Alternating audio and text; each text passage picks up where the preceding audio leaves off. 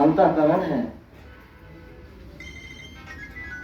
जिससे संकल्प विकल्प करता है और निश्चय करता है। निश्चय जिस चीज की होती है उसमें दृढ़ता हो जाती है, फिर वो उससे हटना नहीं चाहता। ये उसको पता नहीं है कि निश्चय करने वाला कौन है। इसका बोध नहीं है जिसने निश्चय किया वो कौन है। सदगुरु कहते हैं, सब प्रकार का तीसरा नंबर का शब्द है, मैं कासो कहो को सुने को पथे आए, फुलवा के छुअत भर मरी जाए। चुतिये न बोइये सिचिये न सोए, बिन डार बिन पात फूल एक होए। गगन मंडल विच फूल एक फूला, तब और डाल ऊपर भव मोला। फुलवन फूलन मलिन भन गाथन, भौरा बिनस फुलवा बिनस गो भौरा निरासन। कहीं कभी सुनो संत भाई, पंडित जन फूल रहन लो भाई। सदगुरु कहते हैं, मैं कासो कहूं, मैं किससे कहूं। आज देखो संसार में कितनी कल्पना है, देवी देवता की, ईश्वर की, ब्रह्म की, परमात्मा की। उनके बीच में कहो कि जीव सत्य है, सनातन है, अविनाशी है, इसका नाश नहीं होता। मानने वाला कौन है?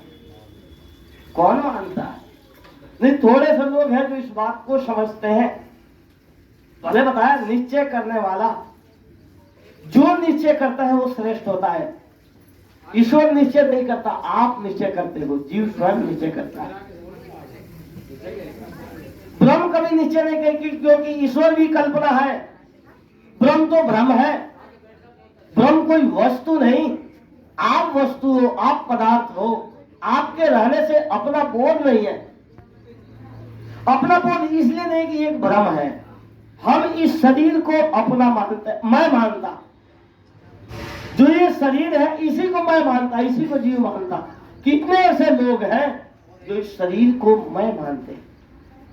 शरीर मैं नहीं है, शरीर मेरा है। मैं और मेरा का संबंध, मैं है तभी मेरा है, अब मैं नहीं तो मेरा भी नहीं। श्रेष्ठता किसकी हुई? मैं की। अब मैं किससे मिलना चाहता हूं?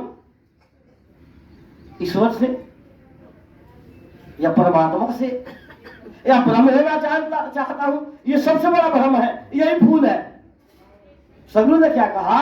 मैं कासों कहूं को सुने को पते आए। मैं किससे कहूं? चारों तरफ तो कल्पना व्याप्त है। जितने भी देहधारी है सभी के घटों में कल्पना है, ईश की, ब्रह्म की, परमात्मा की, देवी देवता की। अब उसके बीच में किससे कहूं? जब कल्पना ही हिलोरे ले रही है तो यथार्थ बोध कहां होगा? मैं कासों कहूं को सुने, कौन मेरी बातों को सुनने वाला है? यथार्थ बातों को, सत्य बातों को, निर्णय युक्त बातों को कौन सुनने वाला है? निर्णय युक्त बातों को कहो तो झगड़ा हो जाता है।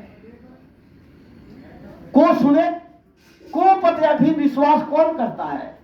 कौन विश्वास करे कि जो सदगुरु के विषय जो बातें कहते थे या कहते हैं वो सत्य है, यथार्थ है? क्यों नहीं विश्वास करता? क्योंकि भूल कल्पना, इसकी, ब्रह्म की, परमात्मा। फुलवा के छुअत भवन मरी जाए। भवन कहिए मन, भवन कहिए कल्पना। यदि आप कल्पना को छुओगे तो उसका मन जो है मर जाता है, सजग नहीं होता, सावधान नहीं होता। या दूसरा भाव है कि वासनाओं में सुख नहीं है, इच्छाओं में शांति नहीं है। आदमी इच्छा के कारण तो दुखी है, इच्छा के कारण ही तो अशांत है, इच्छा के कारण ही तो पीड़ित है, इच्छा के कारण ही तो सारा दुख भोगता है। लेकिन वो फूल, इच्छा रूपी फूल, यदि उसके ऊपर हाथ दो, उसको बताओ, उसको समझाओ तो इससे जी निकल जाता है, जीव छटपटाता है, परेशान हो जाता है। गुरु कहते हैं विश्वास ही नहीं करता कि ये जो इच्छा है, ये जो कामना है, जगत की चाहना है, विषयों की आसक्ति है, ये जाल में फंसाता है, ये बंधन में डालता है, ये जन्म मरण के कारण होता है। इसके ऊपर कोई विश्वास ही नहीं करता। गुरु यीशु को कहते हैं, काशो कहो को सुने को पतियाए, फूलों के छुअत भवन मिल जाए। वर्षाओं का रूप बताते हैं, ज्योतिये न बोइये सींचिये न सोए, बिन डाल बिन पात फूल एक होए। वासनाओं के लिए जैसे खेत बाहर कोई फसल लगाता है किसान, तो पहले भूमि का तैयार करता है, जुताई करता है, गोड़ाई करता है, समय के अनुसार उसको बीज रूप भूमिका तैयार करता है, तब कहीं जाकर बीज डालता है, तब वो पेड़ बनता है, तब फल आता है। लेकिन यहाँ वासना की कोई जुताई गोड़ाई होती है क्या? अगर बच्चा पैदा होता है, छोटा बच्चा, चाहे किसी भी खाली का हो, 6 पशु कर्म उसके पास में है, क्या उसके लिए कोई तैयारी करता है? पूर्व तैयारी, पूर्व के संस्कार उसके साथ में है, इसीलिए उसी के लिए वो चल पड़ता है। जितने देहधारी है, सिर्फ 6 प्रकार के जो पशु कर्म है उसी के लिए प्रवृत्त होते हैं, उसी के लिए चल पड़ते हैं। देह धारण देर नहीं लगती और गर्भ से बाहर होते ही उसके लिए वो चल पड़ता है। उसके लिए कौन सी खेती करता है, उसके लिए कौन सी भूमिका बनाता है? इसी को गुरु कहता है, ज्योतिये न बोइये सींचिये न सोए। उस वासना को के लिए तो जोतता भी नहीं, वो बीज भी नहीं डालता, अनाउंस का सिंचाई करता है। वो तो ऑलरेडी इसके चित्त में है ही, अध्यास है ही 5 विषयों का। उसी 5 विषयों के अध्यास लेकर जन्म लेता है और 5 विषयों के कर्म करके मर भी जाता है, फिर बीच में जगह नहीं मिलती। ज्योतिये न बोइये सींचिये न सोए, बिनु डाल बिनु पात फूल एक होए। बिना डाल के, बिना पत्तियों के एक फूल, दीक्षा रूपी फूल खड़ा हो जाता है। ज्योतिये न बोइये सींचिये न सोए, बिन डाल बिन पात फूल एक होए। गगन मंडल में फूल एक फूला, तल भव डाल ऊपर भव मूला। गगन कहिए खोपड़ी, ना मस्तिष्क, हृदय, मस्तिष्क कहो। विचार जो उत्पन्न होते हैं, कहां से उत्पन्न होते हैं? आपके मस्तिष्क में ही तो होता है, आपके खोपड़ी में ही तो होता है, आपके सिर में ही तो होता है। लेकिन वो सिर्फ विचार है। यदि विचारों के साकार करोगे तो साकार हो जाता है। इसलिए पहले विचारों के ऊपर हमें लगाम लगाना चाहिए। गुरु इसलिए कहते हैं कि आप विचारों को रोकिए, चाहे संसार के विचार हो, चाहे काम के विचार हो, चाहे विकार के भाव हो या वासनाओं के भाव हो, सर्वप्रथम उसको रोकिए। पहले ईश्वर नहीं आता, पहले उसके हम विचार सुनते हैं, ईश्वर के, इस ब्रह्म के विचार सुनते हैं, परमात्मा के विचार सुनते हैं, और फिर उसके बाद विचारों को जब हम श्रवण, पहला उसका भाव है श्रवण करना, उसके बाद मनन करना, उसके बाद निध्यासन करना, और फिर उसका साक्षात्कार करना। हम सुनते हैं लोगों से, गुरुओं से, जो तथाकथित गुरुआ लोग हैं उनसे सुनते हैं कि ऐसा परमात्मा है कि उसका दर्शन कर लोगे तो तुम्हारा जन्म मरण सफल हो जाए, किसी चीज की कमी नहीं होगी, दुखों से आप मुक्त हो जाओगे, दुखों में छूट जाओगे। ये पहले सुनते, उसके बाद फिर नीचे करते हैं।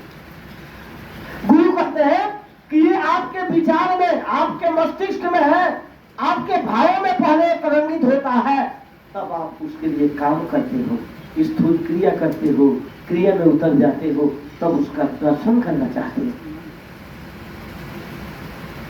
गगन मंडल में फूल एक फूला, तल भव डाल ऊपर भव मूला। तर कहिए नीचे। वासनाओं के विचार आपके मस्तिष्क में उत्पन्न होता है, कामनाओं के विचार आपके मस्तिष्क में उत्पन्न होता है, लेकिन सक्रिय कैसे होता है?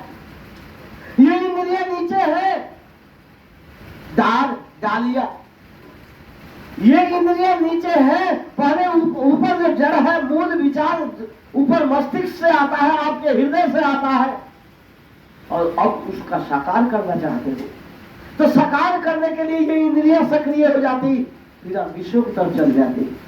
गुरु शुद्ध कहते हैं कि पहले आप अपना विचार सुधारिए, अपने भाव सुधारिए, अपने संस्कार सुधारिए। जब हम संस्कार सुधारते हैं तब धीरे धीरे उसके विचार कम होंगे। यदि बोध हो जाए, वो संस्कार हट जाए, मलिन वासनाएं हट जाए, संसार के भाव हट जाए, तो चेतन का बोध हो जाए, तो फिर संसार की तरफ आकर्षण नहीं होता, संसार की तरफ झुकना नहीं होता, संसार से जुड़ना नहीं होता। लेकिन जब वो वासनाएं तरंगित होती है, वासनाओं की प्रगाढ़ता है, तो फिर हम रुकते नहीं, उधर ही चल पड़ते हैं। जैसे एक शराबी था, शराब पीता था, सुनी होगी कहानी। शराब पीते पीते तब आ गया, परिवार में कोई इज्जत नहीं, समाज में कोई इज्जत नहीं, कोई इज्जत नहीं। शराबी को कौन है दबाव करे? नहीं, क्या सोचा, नौकरी थी, नौकरी भी छूट गई, बच्चे भी नाराज हो गए, पत्नी भी चल गई। एक दिन क्या हुआ, शराब पी करके बोतल इकट्ठा करी थी, वो खाली बोतल उठाया, खाली बोतल उठा करके देखता है, कहता आहा, तू मेरे साथ अब नहीं रखने लायक नहीं है, तेरे कारण मेरा परिवार मुझसे छूट गया।